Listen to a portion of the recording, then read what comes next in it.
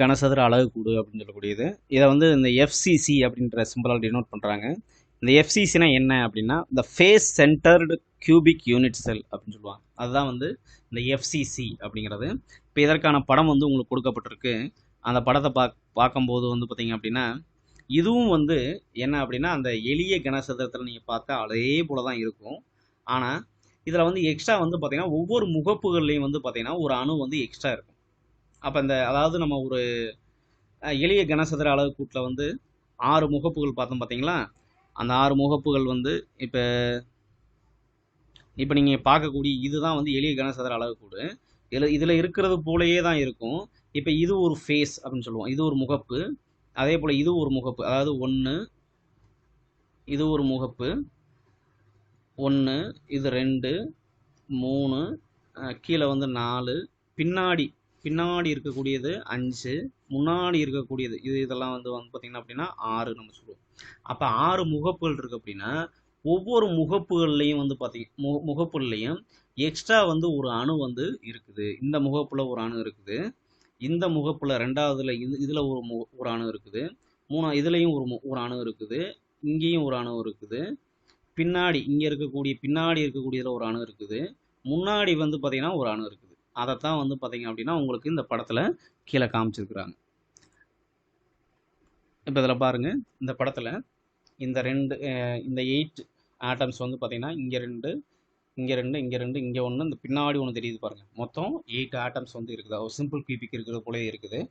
அப்புறம் வந்து பார்த்தீங்கன்னா இந்த 4 ஆட்டத்துக்கு நடுவில் ஒரு ஆட்டம் இருக்குது. அதே போல் முன்னாடி இருக்கக்கூடிய 4 ஆட்டத்துக்கு நடுவில் ஒன்று இருக்குது. மேலேயும் பார்த்தீங்கன்னா 4 ஆட்டத்துக்கு நடுவில் இருக்குது. இப்போ இதே போல் ஒவ்வொரு முகப்புகள்லையும் ஒரு ஆட்டம் வந்து எக்ஸ்ட்ரா இருக்கும். அதுதான் வந்து இந்த ஃபேஸ் சென்டர் கியூபிக் யூனிட்ஸ்ன்னு சொல்லக்கூடிய முகப்பு மைய கனசதுர அலகுக்கூடுங்கிறது. அப்போ அதற்கான படமும் கீழே கொடுக்கப்பட்டிருக்கு. இந்த படத்தை பார்த்தீங்கன்னா ஈஸியாக நீங்கள் என்ன பண்ணிக்கலாம், புரிஞ்சுக்கலாம். இப்போ இதை நீங்கள் கட் பண்ணி பார்த்தீங்க அப்படின்னா அது எப்படி இருக்கும் அப்படிங்கிறது தான் வந்து அவங்க இங்கே கொடுக்கப்பட்டிருக்கிறது. ஸோ இதை பற்றின ஒரு தியரியை நம்ம பார்க்கலாம். முகப்பு மைய கனசதுர அலகுக்கூட்டில் ஒத்த அணுக்கள் கனசதுரத்தின் ஒவ்வொரு மூலையிலும் காணப்படுவதுடன் அதன் முகப்பு மையங்களிலும் காணப்படுகின்றன.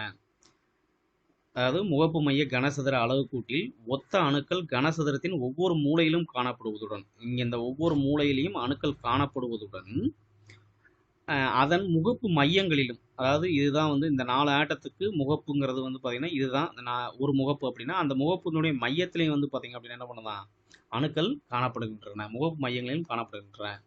மூளையில் காணப்படும் அணுக்கள் முகப்பு மையத்தில் காணப்படும் அணுவை தொட்டு கொண்டுள்ளன. ஆனால் அவைகளுக்குள் என்ன பண்றதுலாம் தொட்டு கொண்டு இருப்பதில்லை அப்படிங்கிறாங்க. அதாவது இந்த மூளையில் இருக்கக்கூடிய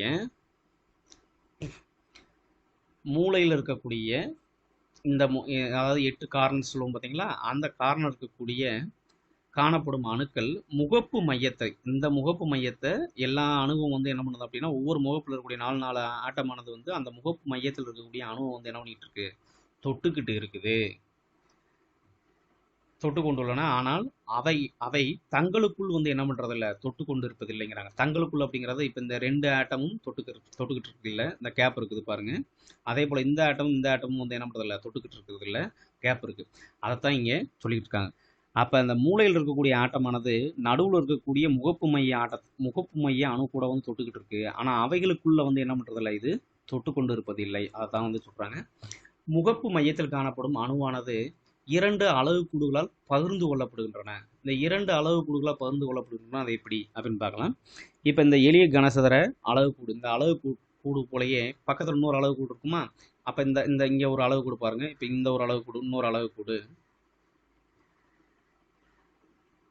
இது ஒரு அலகுக்கூடு, இங்கே முன்னாடி வரக்கூடிய இன்னொரு அலகுக்கூடு நீங்கள் பார்க்கலாம். இப்போ இது ஒரு அலகுக்கூடு, இது ஒரு அலகுக்கூடு அப்படின்னா இப்போ இந்த ஆட்டம் மட்டும் இப்போ இந்த ஆட்டம் வந்து பார்த்தீங்கன்னா அந்த கார்னர் இருக்கக்கூடியது 8 அலகுக்கூடுல வந்து பகிர்ந்துக்கிறோம்ங்கிறத நம்ம ஏற்கனவே படிச்சிட்டோம். இப்போ இந்த ஒரு அலகுக்கூடும் இந்த ஒரு அலகுக்கூடும் இடையில இருக்கக்கூடிய இந்த முகப்பு மையத்தில் இருக்கக்கூடிய இந்த அணுவை வந்து பார்த்தீங்கன்னா இந்த 2 அலகுக்கூடுகள் மட்டும்தான் என்ன பண்ணிக்கும் அப்படின்னா பகிர்ந்துக்கும். இப்போ இதுக்கு அடுத்து இங்கே இருக்கக்கூடிய அலகுக்கூடு, அதாவது 3ஆவதுன்னு பார்க்கக்கூடிய இங்கே இருக்கையோ இல்லை இங்கே இருக்கக்கூடியோ என்ன பண்ணாது அப்படின்னா அது பகிர்ந்துக்காது. அப்போ இந்த 2 அலகுக்கூடுல மட்டும் தான் என்ன பண்ணிக்கிறது அப்படின்னா இது பகிர்ந்துக்கிறது அப்படிங்கிற விஷயத்தை தான் இதை சொல்லியிருக்கிறாங்க. அளவுகூறுகளால் பகிர்ந்து கொள்ளப்படுகின்றன. எனவே முகப்பு மையத்தில் காணப்படும் ஒவ்வொரு அணுவும் 1/2 பங்கினை ஒரு அளவுக்கூட்டிற்கு அளிக்கிறது.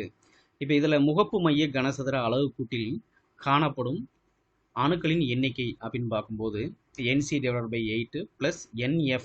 NFங்கிறது NFனா என்ன அப்படின்னு பார்க்கும்போது number of atoms at the faces. Number of atoms at the faces அப்படின்னு சொல்லுவோம் /2. அப்போ அந்த 2 அளவுக்குள்ள பகிர்ந்துக்கிறது. இப்போ இங்கே நீங்கள் நம்மளுடைய பொருள்மைய கனசதுரத்தை பொறுத்தளவுக்கு பார்த்தீங்கன்னா இந்த NFனுடைய மதிப்பு என்ன அப்படின்னா 6. அதுக்கு அந்த 6ங்கிறது என்ன காரணம், 6 முகப்புகள் இருக்குது. அப்போ அந்த 6/2. இப்போ இதையும் கேன்சல் பண்ணிங்கன்னா 1, இதையும் கேன்சல் பண்ணிங்க அப்படின்னா 3. ஸோ 1 + 3 வந்து மொத்தம் மதிப்பு என்ன 4 ஆச்சு.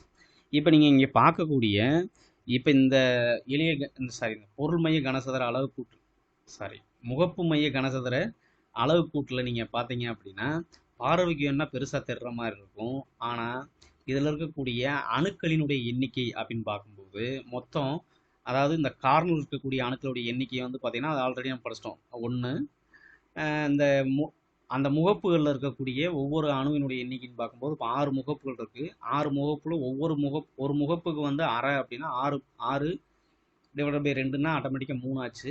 ஸோ மொத்தம் எவ்வளோ ஆச்சு அப்படின்னா மொத்தமே வந்து இதில் இருக்கக்கூடிய அணுக்களுடைய எண்ணிக்கை இந்த 4 தான் அப்படிங்கிறது இதில் சொல்லப்பட்டிருக்கு. இப்போ இந்த படங்கள்லாம் நம்ம வந்து போடுறதுல கொஞ்சம் சிரமம் இருக்கும். அதை பற்றி என்னங்கிறத கொஞ்சம் சொல்லியிருக்காங்க பாருங்கள். ஒரு படிக அளவுக்கூட்டினை தாளில் வரைவது என்பது எளிதானதல்ல. அவ்வளோ ஈஸியான ஒரு காரியம் கிடையாது. ஒரு அளவுக்கூட்டில் காணப்படும் உட்கூறுகள் ஒன்றை ஒன்று தொட்டு கொண்டிருக்கின்றன. மேலும் இவை ஒரு முப்பரிமாண அமைப்பினை உருவாக்குகின்றன. படிகத்தின் உட்கூறு துகள்களை சிறு வட்டங்களாக, அதாவது இப்போ நீங்கள் பார்க்கக்கூடிய இந்த ஆட்டம்லாம் வந்து பார்த்தீங்கன்னா ஒரு சின்ன சின்ன வட்டங்களாக, அந்த வட்டங்களாக வந்து நம்ம எப்படி சொல்கிறோம் அப்படின்னா கோளங்களாக, ஸ்பியர்ஸ் குறிப்பிட்டு அருகாமை துகள்களை சிறு கோட்டின் மூலம் இணைத்து படிக அமைப்பினை வந்து படத்தில் காட்டியுள்ளவாறு வரைவதன் மூலம் அலகு கூட்டினை தாளில் வரையும் செயல்முறையினை வந்து நம்ம என்ன பண்ணலாம் அப்படின்னா எளிதாக்கலாம் அப்படிங்கிறாங்க. இப்போ நீங்கள் அந்த படத்தை வந்து இந்த படத்தையே வந்து பார்த்தீங்கன்னா இப்படி நம்ம போடுறதுக்கும் இப்படி போடுறதுக்கும் கொஞ்சம் டிஃப்ரென்ஸ் இருக்குது. இப்போ இப்படி போடும்போது கொஞ்சம் கஷ்டமாக தர்ற மாதிரி இருக்கும். பட் இப்படி நம்ம போடும்போது வந்து பார்த்திங்க அப்படின்னா அதை என்ன பண்ணலாம் அப்படின்னா ஈஸியாக புரிஞ்சுக்கிறதுக்கான ஒரு வாய்ப்பாக அமையும் அப்படிங்கிறாங்க. உங்களுடைய மேலான கருத்துக்கள் வரவேற்கப்படுகின்றன.